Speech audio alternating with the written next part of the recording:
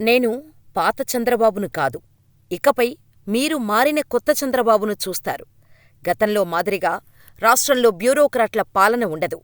పూర్తి రాజకీయ పాలన ఉంటుంది. అధికారులు చెప్పినట్టు కాకుండా రాజకీయంగానే నిర్ణయాలు ఉంటాయి. నేను ఎప్పటికీ మారననే అపవాదు నాపై ఉంది. ఇక ఆ తప్పు చెయ్యను. నేను పూర్తిగా మారిపోయాను. ఎంపీలు ఎవరూ నా దగ్గరకు రావటానికి జంకవద్దు. తరచూ వచ్చి నన్ను కలవండి. పనిలో ఉన్నా పక్కకు వచ్చి మాట్లాడతాను.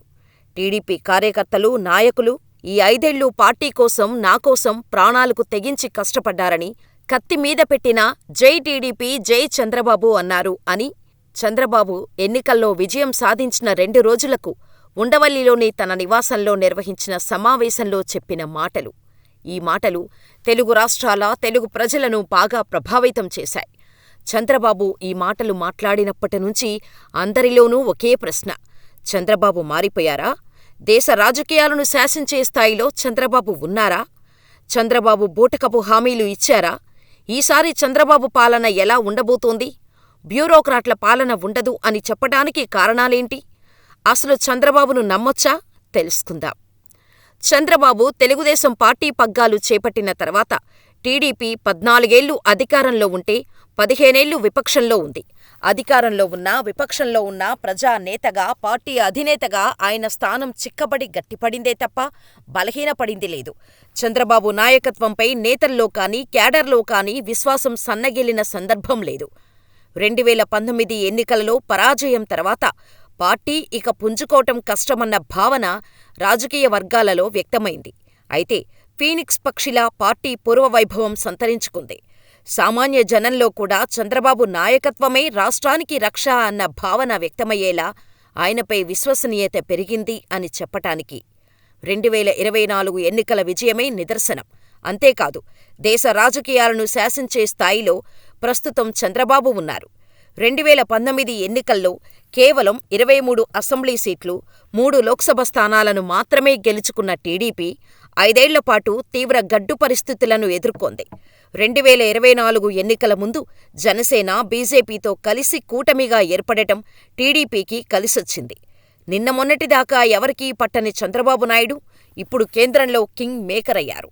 మేం ఎన్డీఏతోనే ఉంటున్నామని చంద్రబాబు చేసిన ఒక్క ప్రకటన స్టాక్ మార్కెట్ను లాభాల్లోకి తీసుకెళ్లిందంటే ఇప్పుడు ఆయనకే కాదు, ఆయన మాటకున్న ప్రాధాన్యమేంటో అర్థం చేసుకోవచ్చు.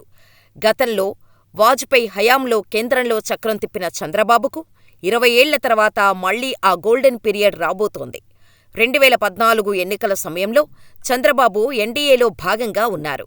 ఆ ఎన్నికల్లోనూ టీడీపీకి 16 సీట్లు వచ్చాయి. అయితే 282 సీట్లు గెలుచుకున్న బీజేపీ సొంతంగా మెజారిటీ మార్కు దాటింది.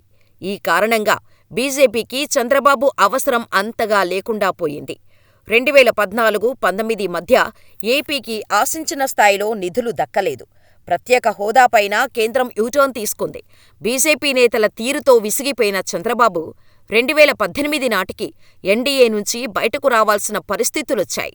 సీన్ కట్ చేస్తే ఇప్పుడు బాబు గెలుచుకుంది కూడా 16 సీట్లే. కానీ బీజేపీకి సొంతంగా మెజారిటీ రాకపోవటంతో టీడీపీ గెలుచుకున్న 16 సీట్లు ఎన్డీఏ కూటమికి ఎంతో కీలకం. 2014లో చంద్రబాబుతో వ్యవహరించిన తీరుకు పూర్తి భిన్నంగా ఇప్పుడు బీజేపీ వ్యవహరించాల్సిన పరిస్థితి. ఇదే అదునుగా చంద్రబాబు కేంద్రంలో తన మాట చెల్లించుకోగలరు. మంత్రి పదవులు, నిధులు, ప్రాజెక్టులు, రాజధాని, ప్రత్యేక హోదా ఇలా అన్ని అంశాల్లో చంద్రబాబు డిమాండ్లకు కేంద్రం గతంలో మాదిరిగా కాకుండా సానుకూలంగా స్పందించక తప్పని పరిస్థితి.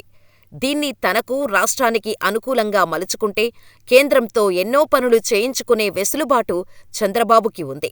అయితే జగన్ చేసిన తప్పులను చంద్రబాబు చేయకూడదు అన్నట్టుగా చంద్రబాబు వ్యవహరిస్తున్నారు. చంద్రబాబు ఇచ్చిన హామీలపై రాజకీయ విశ్లేషకులు చంద్రబాబు బూటకపు హామీలు ఇచ్చాడని అంటున్నారు.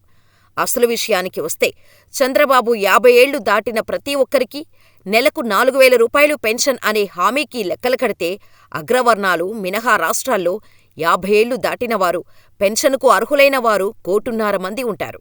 వారికి 4,000 రూపాయల చొప్పున నెలకు మొత్తం 6,000 కోట్ల రూపాయలు అవసరం. అంటే ఏడాదికి మొత్తం 72,000 కోట్ల రూపాయలు ఈ పథకానికి కేటాయించాలి. రాష్ట్ర బడ్జెట్ 2 లక్షల కోట్ల రూపాయలు అయితే అందులో 35% కేవలం సామాజిక పెన్షన్కే కేటాయించాలి. ఇందులో వికలాంగులు, ఇతర వర్గాల వారు, డయాలసిస్ పేషెంట్లకు ఇవ్వాల్సిన పెన్షన్లు కూడా కలిపితే అది మరింత పెరుగుతోంది. 18 నుంచి 59 మహిళలకు ప్రతీ నెల 1,500 రూపాయలు కానుక అన్నారు. అలాంటివారు 2 కోట్ల మంది రాష్ట్రంలో ఉన్నారు. వారికి నెలకు 3,000 కోట్ల చొప్పున ఏడాదికి 36,000 కోట్ల రూపాయలు ఇవ్వాలి. ఇది కాకుండా నిరుద్యోగ భృతి, పెంచిన రైతు భరోసా, ఉచిత గ్యాస్ సిలిండర్లు, ఉచిత ప్రయాణం వంటి హామీలు ఉన్నాయి. వీటన్నిటికీ డబ్బులు ఎక్కడ్నించి వస్తాయి? రాష్ట్ర బడ్జెట్ 2 లక్షల కోట్లలో ఇలాంటి ఉచితాలకే 35% ఖర్చు చేస్తే మిగతా 25%లో పాలన ఎలా సాగుతుంది? అంతేకాదు, ఏపీని శ్రీలంకలా చేస్తున్నారు. ఉచిత పథకాలతో నాశనం చేస్తున్నారు. ప్రజల్ని సోమరపోతుల్ని చేస్తున్నారని గతంలో జగన్ ప్రభుత్వాన్ని విమర్శించిన చంద్రబాబు ఇప్పుడు అంతకంటే రెట్టింపు పథకాలు ప్రకటించారు. అదేమని అడిగితే తాను సంపద సృష్టిస్తానంటున్నారు. ఎంత సంపద సృష్టించినా ఇన్ని పథకాలను గట్టెక్కించలేరు అనేది రాజకీయ విశ్లేషకుల అంచనా.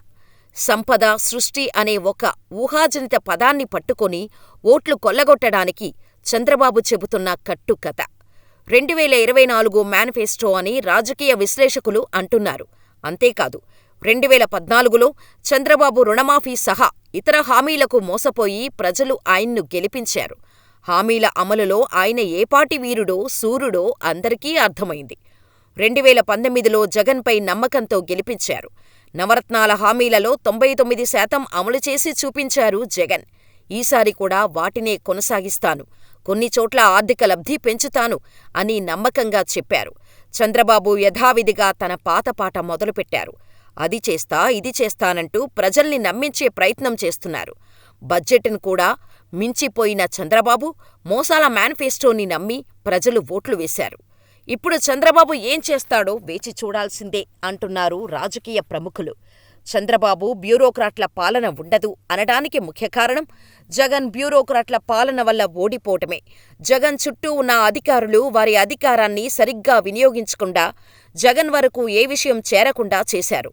జగన్ని కలవటానికి వెళ్లిన ఎమ్మెల్యేలను, మంత్రులు చాలామందికి అపాయింట్మెంట్ కూడా దొరకలేదు. దానికి ప్రధాన కారణం జగన్ తన చుట్టూ పెట్టుకున్న కొందరు అడ్వైజర్లు, వ్యక్తిగత సిబ్బంది. వీరినే బ్యూరోక్రాట్స్ అంటారు. ఎవరికి అపాయింట్మెంట్ ఇస్తే వాళ్లు జగన్కు దగ్గరైపోతారో అని వీళ్ల ఇన్సెక్యూరిటీతో వాళ్లను దూరం పెడుతూ వచ్చారు. వాళ్లంతా జగన్ని దూరం పెడుతూ వచ్చారు. చివరికి జగన్కి ఆ పక్కనున్న వాళ్లే మిగిలారు. ఇది కూడా అనుభవరాహిత్యం వల్ల చేసుకున్న స్వయంకృతాపరాధమే. సో, దీంతో చంద్రబాబు ఈ తప్పు చేయకుండా తన పాలనా విధానాన్ని అమలు చేస్తున్నారు. చంద్రబాబు నేను మారాను అంటున్నప్పటికీ ఇచ్చిన ఏ హామీని కూడా సక్రమంగా అమలు చేయకుండా ఎగ్గొట్టిన చరిత్ర ఆయనకు గతంలో ఉంది. 2014లో ఇచ్చిన రైతు రుణమాఫీ హామీని అయితే అనేక రకాల ఖుర్రీలు పెట్టి అరాకొరగానే అమలు చేశారు. దీంతో అనేక మంది రుణమాఫీ హామీని నమ్మినవారు నిలువునా మోసపోయారనే చెప్పాలి. అందుకే చంద్రబాబుపై ఆయన మారరు అనే అభిప్రాయం రాష్ట్ర ప్రజల్లో నాటుకుపోయింది. మరి ఇప్పుడు మాత్రం ఆయన తాను మారానంటూ ప్రత్యేకంగా ప్రస్తావించటం ఆసక్తికరంగా మారింది. తాను మారాను అనిపించుకోవడం కోసం చంద్రబాబు ప్రజల సంక్షేమం పేరుతో ప్రకటించిన పథకాలను ఎలాంటి గండి కొట్టకుండా అమలు చేస్తారని భావించవచ్చా అనేది రాష్ట్ర ప్రజల్లో వ్యక్తమయ్యే ప్రశ్న. ఇచ్చిన హామీలకు గండి కొట్టకుండా నెరవేర్చటం ద్వారా మాత్రమే చంద్రబాబు మారారనేది నమ్మేందుకు అవకాశముంటుంది. మరి ఏం జరుగుతుందనేది వేచి చూడాలి.